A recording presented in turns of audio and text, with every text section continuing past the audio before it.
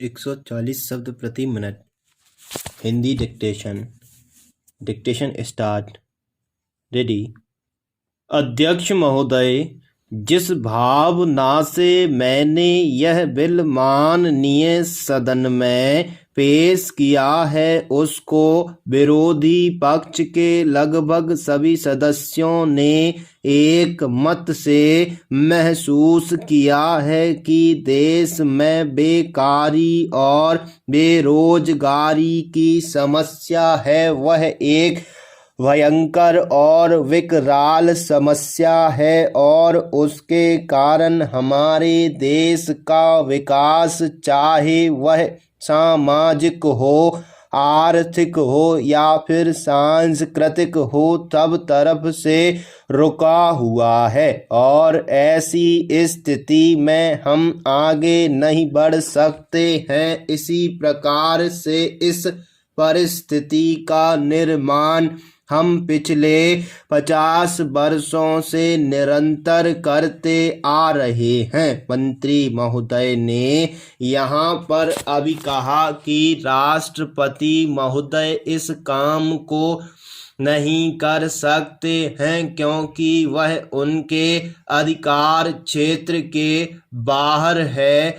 आप राज्यों में राज्यपाल का शासन स्थापित करते हैं। जब हम देखते हैं कि किसी राज्य में वहाँ की व्यवस्था, वहाँ का विकास ठीक प्रकार से नहीं हो पा रहा है, जब किसी राज्य में गड़बड़ी फैल रही हो, विकास का काम समाप्त हो रहा हो और जिम्मेदारी से लोग काम ना करते हों, तो वहाँ पर राज्यपाल शासन स्थापित किया जाता है। ऐसे बहुत से उदाहरण हैं हमारे देश में मौजूद। उसी प्रकार से हमारे राष्ट्रपति हैं और अगर देश में इस तरह की स्थिति वर्षों तक चले तो कोई कारण नहीं है। आपात रूप में राष्ट्रपति जी इस देश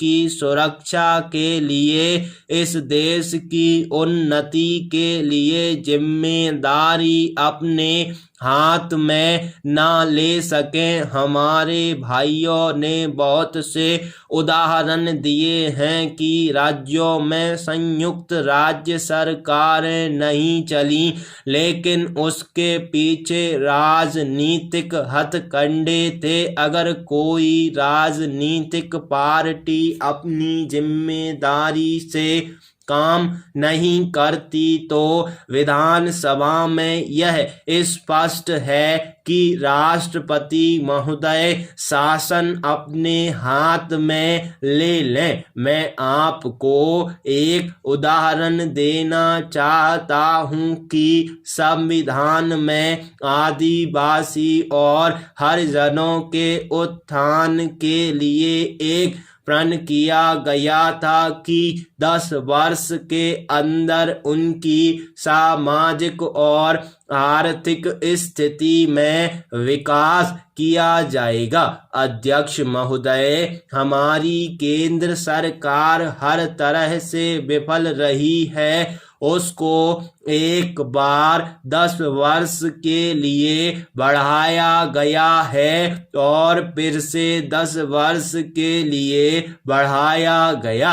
इसी तरह से उसको बढ़ाते जा रहे हैं, लेकिन यह सरकार हमारे देश की आम जनता के आर्थिक और सामाजिक उन्नति नहीं कर पाई है। इस काम में केंद्र सरकार बिल्कुल असफल हुई है। पिछली बार सरकार पर अविश्वास का प्रस्ताव भी आया था और वह पास होने वाला था। इसलिए मेरा कहना है कि हमारे देश में यह जो बेकारी की समस्या है वह एक बहुत ही भयंकर समस्या है। इस समस्या को दूर करने के लिए केंद्र सरकार द्वारा कई कारगर कदम उठाए जाते हैं। हमेशा सदन में इस विषय पर चर्चा होती है। सरकार द्वारा योजनाएं बनाई जाती हैं,